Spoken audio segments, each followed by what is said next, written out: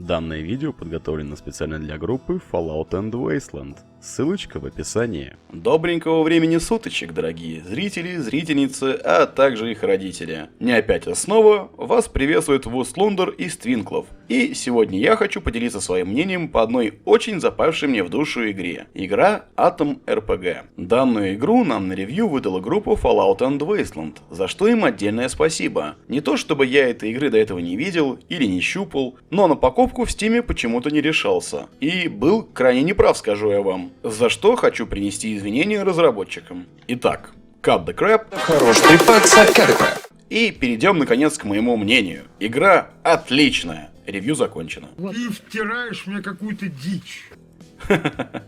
Чего, повелись на глупую шутейку, господа и дамы? Нет, конечно. Так кратко у меня не выйдет. Надо расписать все по пунктам из того, что мне понравилось или не очень. Притом последнему будет не так, чтобы много. И начнем мы, наверное, с технической или визуальной стороны. К графике и анимациям лично у меня претензий нет и быть не может. Никогда не был тем, кто обращает внимание только на это. Но могу сказать, что стилистика более чем приятная и даже отдает какой-то ностальгией. Вот только в отличие от 99% людей, кто обозревал эту игру и сравнивал ее с Fallout, я скажу, что игра больше похожа на санитаров подземелий. И, пожалуй, окажусь прав. Ведь те же 99% санитаров даже в глаза не видели в связи с возрастом, непопулярностью игры и или зашоренностью своего мировоззрения.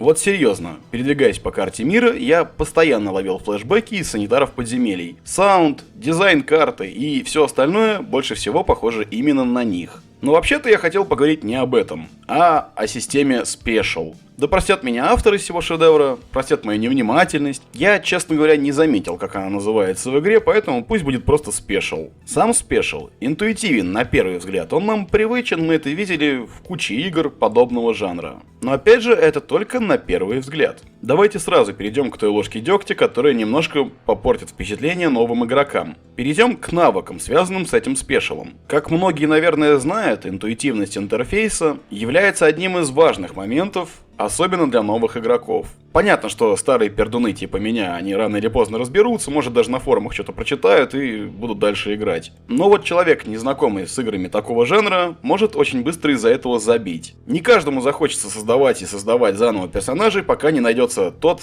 путь прохождения, который ему больше по душе, и в котором его постоянно не будут рвать на британские флаги. Какую-то, притом скорее всего даже немалую часть новых игроков, это все отпугнет. Хочется сразу сказать, что у игры довольно-таки высокий порог вхождения. Но не пугайтесь, это не так страшно. Ну и давайте же все-таки вернемся к самим навыкам непосредственно. В игре их 16, что вроде и неплохо. Но вот только пользоваться вы будете 3-4. А вот это меня уже расстроило. Один навык на оружие, предпочтительно автоматическое оружие либо винтовки, потому что у остального здесь сломан баланс. Навык торговли, навык красноречия или общения. Пистолеты в этой игре это просто пугачи, как в принципе и в реальной жизни. Ну а оружие ближнего боя и вовсе бесполезно. И вот тут игра снова напоминает санитаров подземелий. Кто играл, тот поймет, но автомат for the win. И это, пожалуй, основной минус именно для меня. Также к небольшим минусам можно отнести небольшое количество проверок непосредственно по параметрам вроде силы, ловкости и так далее в диалогах. 99% проверок идут по харизме и общению, что тоже, на мой взгляд, упущение. Вот что мешает, например, сильно раскачанному силу персонажу угрожать другим, просто используя свои внешние данные и так далее. Но думаю, это мелкие придирки и, скорее всего, к финальной версии опций появится определенно больше, задел есть. И в итоге выйдет так, что мои претензии в кавычках будут не более состоятельными, чем сказки о светлом будущем от нашего с вами правительства. Как наши старожилы знают, я человек, который любит сразу и прямо высказывать все минусы. И вот читайте, я их все и высказал лично для себя. А теперь давайте перейдем к несомненным плюсам. И первый плюс — это моя формула геймплея $1 – 1 час. В подаренную мне копию игры я наиграл 21 час, что равноценно уже $21, когда игра стоит от 7 до 10 на разных площадках. И это уже вин. Ведь вскоре в середине или в конце месяца будет полноценный релиз игры, который заставит меня наиграть, наверное, еще вдвое больше того, что я уже наиграл. И это не считая того, что я уже ранее ознакомливался с игрой всеми известным способом еще на версии 0.6. За что мне теперь перед разработчиками немножко стыдно, что бывает со мной нечасто, простите, господа. Ну и что же мне так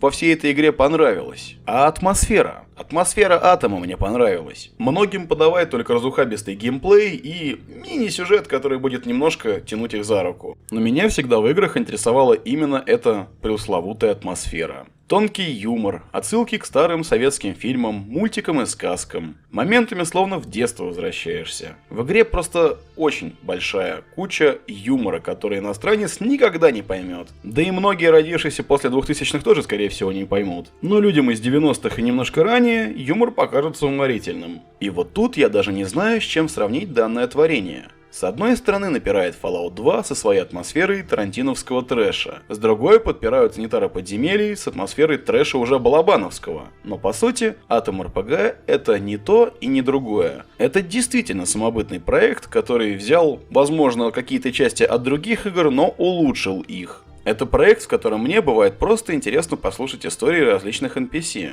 Кстати, все те, кто скучал по тонам текста в диалогах, разочарованы не будут. Почти с каждым встречным персонажем можно говорить до посинения. И фразы у них, как ни странно, практически никогда не повторяются, что вызывает уважение. Еще к атмосфере добавляются нотки первого Fallout и Сталкера в моментах, когда нашему герою и его компании приходится посещать заброшенные военные бункеры. Честно сказать, от некоторых историй в самих бункерах по спине пробегают мурашки. Все это хочется исследовать и исследовать без остановки. Что уж говорить, если я свои 21 час в последний заход наиграл, наверное, за 2 игровых сессии. И в итоге ходил на работу с красными от недосыпа глазами. Но я реально не мог оторваться. В последний раз такие ощущения я получал, наверное, от игры Wasteland 2, которая лично для меня стала практически эталоном того, как должна выглядеть изометрическая RPG в современности. Но теперь, похоже, Wasteland 2 в моих глазах повержен, и его место занимает Atom RPG. Кстати, дорогие зрители, если кому действительно интересна изометрия, просьба отписать об этом в комментариях, ведь у нас как бы был формат видео под названием «В поисках потерянной изометрии», где мы обозревали различные игры из данного жанра для вас. Не все же нам вам про Fallout видео снимать, не правда ли? В общем-то, если вам интересна данная тема, пишите в комментариях, и мы жанр возродим.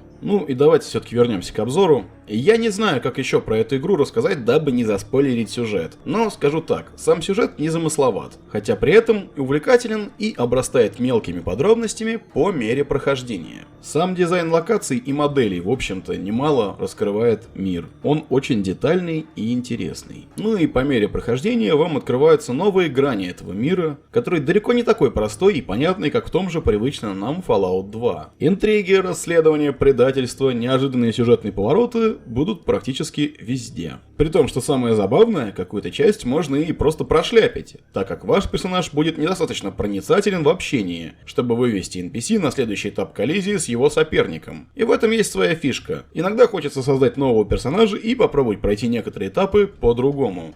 Это игра, в которой даже отлетевшие рейдеры-бандиты, по сути, оказываются не совсем бандитами, а новым ополчением. Это игра, где официальные постапокалиптические власти, наоборот, являются большим злом, чем все грабители вокруг. И да, сравнение с Анклавом тут неуместно, потому что Анклав не является официальными властями. В Атоме вообще очень много аллюзий на нашу с вами жизнь, пусть и под неслабым соусом из более чем годного юмора. Что можно сказать еще? Игра является абсолютным must-have для тех, кто любит изометрические RPG. Работа разработчиками проделана просто колоссальная. И, похоже, будет проделана еще не меньшая. Настоятельно рекомендую, нет, даже требую всех, кто посмотрел это видео, купить данную игру, потому что она действительно стоит своих денег и даже чуточку больше. Ну, и чтобы слегка вас подразнить, дорогие зрители, если вы этой игрой разочаруетесь, значит никакой вы не настоящий олдфак, а современный Press X to Win олдфак wannabe, для которых Fallout New Vegas является супер олдфажной игрой. Вот такие ребята как раз и не правы. Кликбейт в комменты. Такие вот пироги с котятами, ребята и девчули. Спасибо за просмотр данного видео, не забываем ставить под ним лайки, писать в комментариях, насколько вы со мной согласны, до глубин ваших душенек, и подписываться на наш канал для продолжения подобной вакханалии. Ну да, и не забывайте жать себе и своим соседям по колокольцам, чтобы новые видео не пропустить. А с вами был Вуслунда, это Твинкл. Всем удачи, всем пока.